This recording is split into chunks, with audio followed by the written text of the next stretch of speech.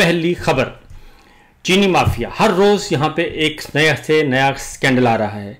कभी चीनी माफिया, कभी गंदम माफिया, कभी गन्ना माफिया, कभी घी माफिया, कभी कोई। हर रोज़ एक नया स्कैंडल सामने आ रहा है। और अब एक और अगले व्लॉग में, इसमें नहीं अगले व्लॉग में बताएंगे, एक बहुत बड़ा माफिया जो है वो भी सामने आ रहा है। और ISI और फौज और DGISPR उन्होंने मुलाकातें शुरू कर दी हैं कि जनाब हमें इससे बचाया जाए, लेकिन वो सब जानते हैं। और ये मुलाकातें क्यों हो रही हैं इसके बारे में भी आपको इंशाल्लाह वक्तन फवक्तन आगाह करते रहेंगे। सूरत हाल ये है कि इस वक्त सिचुएशन ये है कि बदनज़मी का, बैड गवर्नेंस का हाल है कि तेल और घी पर आवाम से फ़ी किलो 175 रुपये वसूली का इंकशाफ हुआ है। इजाफी वसूली।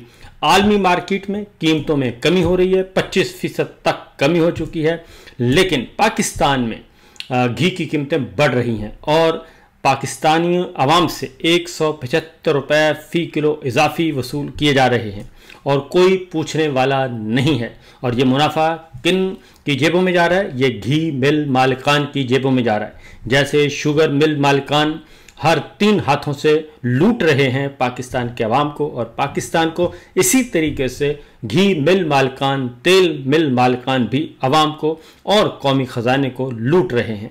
और ये सारे के सारे ऊपर जाकर एक हो जाते हैं। अगली खबर जो है, आपको मालूम होगा कि खबर है जनाब कि टैक्स FBR बहुत बड़ा शोबा है FBR, और इस वक्त सिचुएशन ये है कि FBR की एक खबर ब्रेक हुई है और वो ये है 397 अरब रुपया, तकरीबन 400 अरब रुपए का नुकसान हुआ है कौमी ख़जाने को।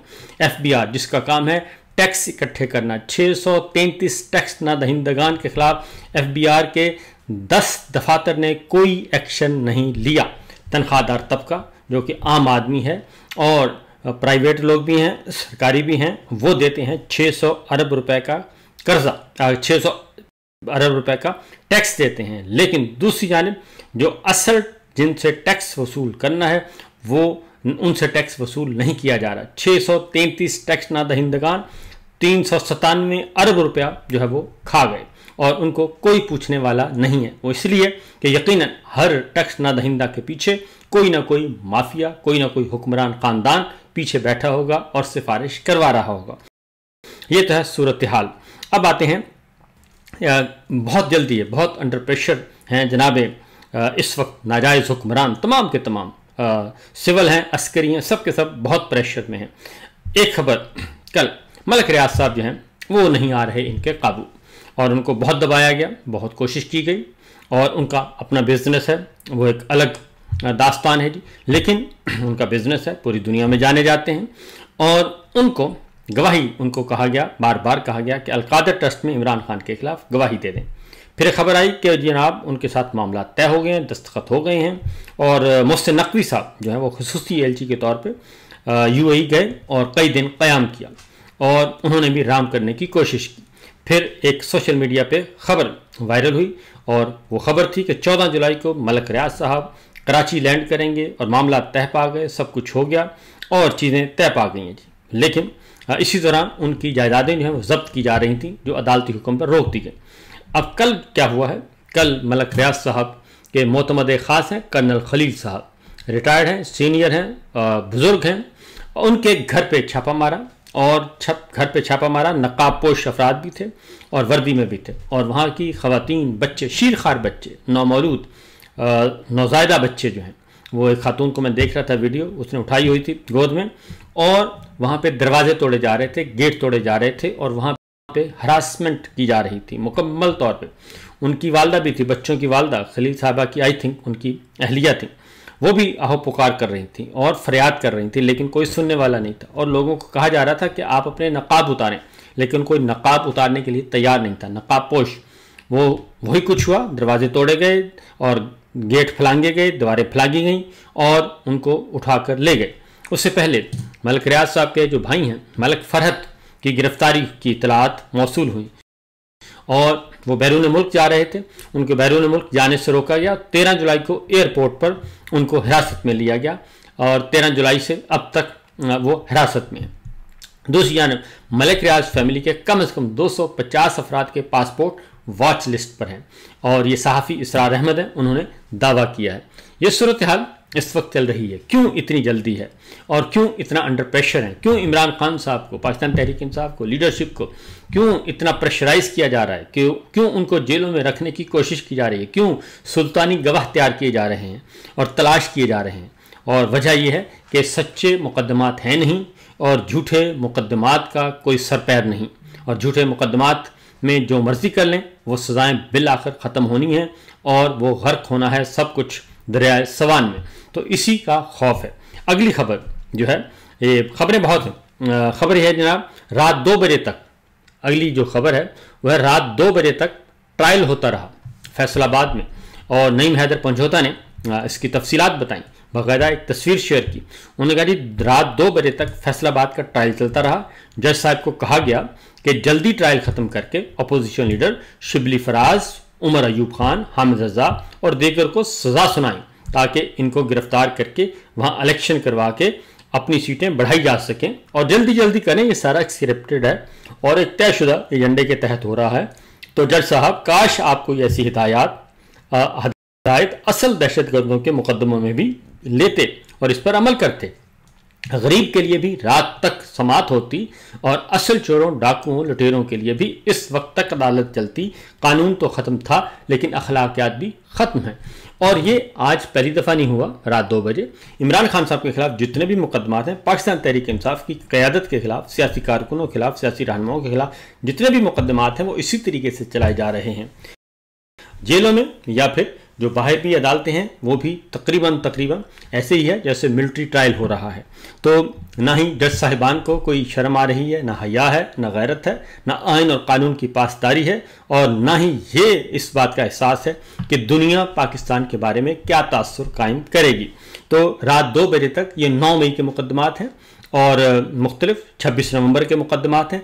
अब इनको जल्दी समेटा जा रहा है क्योंकि हुक्म हाकिम है कि मैंने 15 अगस्त से पहले हर सूरत में ये तमाम मुकदमात डिस्पोज ऑफ हों और तमाम मुकदमात में सज़ाएँ सुनाई जाएँ और सज़ाएँ भी फुल सज़ा सुनाई जाए। अभी मैं ज़रा थोड़ा सा याद कर रहा था किस्सा माजी को कि मुझे याद आ गए जस्टिस कयूम साहब, और मैंने वो ट्वीट भी किया है। राई साहब ने वो सारी वो फुटेजेस लगाई हैं, वो वीडियोज़ जो हैं उसमें जस्टिस कयूम साहब, उनको इसी तरीके से मोहतरमा बेनज़ीर भुट्टो को सज़ाएँ दिलवाई गई थी और जरदारी साहब को सज़ाएँ दिलवाई गई थी। उस वक्त सैफुर रहमान थे, इनके समधी साहब जो हैं वो थे, और एहतसाब का काम उनके ज़िम्मे था। और फिर शहबाज शरीफ साहब के साथ भी उनकी, जस्टिस कयूम साहब की वो ऑडियो जो है वो वायरल हुई थी और रिकॉर्ड हो गई थी, IB ने उस वक्त रिकॉर्ड की थी। वो सारी चीज़ें जो है इस तरीके से सज़ाएँ सुनाई जा रही थी कि जनाब बेनज़ीर भुट्टो साहिबा को और जरदारी साहब को फुल डोज देनी है, और वहाँ पे तय हो रहा था 7 साल सज़ा देनी है। नहीं सर, नहीं 5 साल दे दें, सज़ा 7 साल मैक्सिमम है, तो मैक्सिमम नहीं दी जाती। अच्छा, मैं मियाँ साहब से फिर पूछ के बताता हूँ।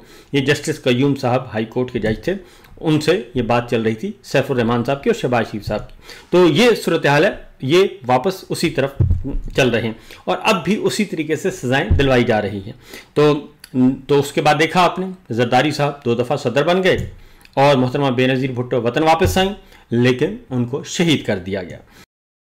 तो बहरहाल आगे बढ़ते हैं जी, ये तो हो गया। उसके बाद आते हैं अमेरिका, चलते हैं। अमेरिका में डार साहब ने कौमी गैरत का सौदा किया है और एक तरफ तो प्रेस जारी किया गया, अमेरिकी वज़ीर ख़ारजा मार्को रूबियो से मिले और उनसे मुलाकात में मांग लिया गया। उन्होंने उस मुलाकात में जी उन्होंने जो अमेरिकी दफ्तर ख़ारजा की तरफ से ये जारी हुआ है प्रेस रिलीज, उसमें उन्होंने कहा कि जी मार्को रूबियो से डिप्टी प्राइम मिनिस्टर वज़ीर ख़ारजा मुलाकात की और मुज़ाकरात में इलाक़ाई इस्तेहकाम तहफ़्फ़ुज़ के लिए पाकिस्तान की मुसलसल आमादगी को सराहा।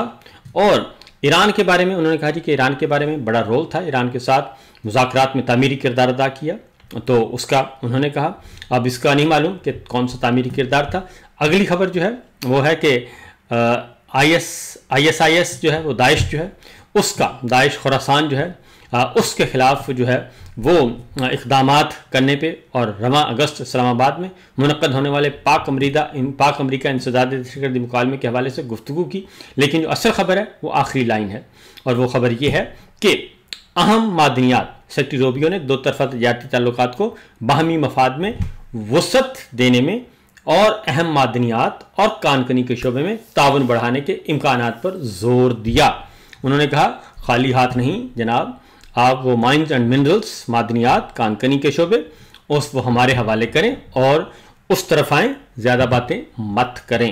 तो ये सूरत हाल है, सेक्रेटरी रूबियो ने बता दिया, और हमारा दफ्तर खारजा क्या कहता है इसके बारे में पता नहीं। और फील्ड मार्शल जनाब आसिम मुनीर साहब खुद गए थे वाइट हाउस और उनको ये माइंस एंड मिनरल जो हैं वो उनको ऑफ़र करके आए थे, जनाब आ जाएं, हम हाज़िर हैं। तो दूसरी जानिब चाइना ने फील्ड मार्शल जनाब आसिम मुनीर साहब से पाकिस्तान से जवाब तलबी की है और उनसे पूछा है कि जनाब आप बताएं कि आप किस तरफ हैं, इधर हैं या उधर हैं, क्योंकि चाइना इस वक्त सबसे ज़्यादा जो है वो इन्वेस्टमेंट करने वाला मुल्क है। CPEC, belt and road initiative मंसूबा, और गिलगित बल्तिस्तान से ग्वादर तक जो है, और फिर पावर प्लांट्स और हमारी तवानाई की ज़रूरियात, फिर हमारा सबसे बढ़कर ये कि दिफाई शोबे में ताउन, भारत के साथ 2 लड़ाइयों में चाइना ने भरपूर साथ दिया, इन सब के बारे में। और जो फिर क्योंकि जनरल आसिम मुनीर साहब को प्रेसिडेंट ट्रंप ने बात कही है, जो वो 3 बातें हैं, एक वो जो बुनियादी है कि आप CPEC को रोल बैक करें, चाइना के साथ अपने ताल्लुकात को महदूद करें और इससे आगे मत बढ़ें, और CPEC को गो स्लो पे लेके जाएं, और इस दौरान अमेरिका को स्पेस दें। तो देखते हैं कि क्या होता है। अब आते हैं जो गैरत का सौदा किया, वो ये है डॉक्टर आफिया सिद्दीकी साहिबा के बारे में सवाल किया गया। और डॉक्टर आफिया सिद्दीकी साहिबा को आपको मालूम है परवेज़ मुशर्रफ साहब के ज़माने में उनको हवाले किया गया था, और अमेरिकी एजेंसी ने किया था ऑपरेशन, और उनको अगवा करके, गिरफ्तार करके, अगवा करके, जो भी आप नाम थे उनको ले गए थे, गैर कानूनी थी ज़ाहिर है। और उस दौरान परवेज़ मुशर्रफ का ज़माना था, फिर अफ़गानिस्तान रखा गया और वहाँ से अमेरिका, और आपको बैकग्राउंड का सारा इल्म है। तो डॉक्टर आफिया सिद्दीकी साहब के बारे में सवाल किया गया, तो इसाक डार साहब ने कहा कि उनको बिल्कुल सही सज़ाएँ सुनाई गई हैं और उनको बिल्कुल दुरुस्त उनका ट्रायल हुआ है। और उनकी वापसी के बारे में उन्होंने कहा कि जी वो ख़ास उन्होंने जवाब नहीं दिया, और क्योंकि इस्लामाबाद हाई कोर्ट ने डॉक्टर आफिया के बारे में तौहीन अदालत का नोटिस जारी किया था शहबाज शरीफ साहब को और उनकी काबीना को, क्योंकि वजूहात नहीं बताई जा रही थी कि आप आखिर क्या वजह है कि वो डॉक्टर आफिया सिद्दीकी के बारे में वफाकी हुकूमत फरीक नहीं बन रही। तो अमेरिका उनको वापस करना चाहता है, लेकिन ये वापस लेना नहीं चाहते। तो यह है सिचुएशन, यह है सूरत हाल जनाब।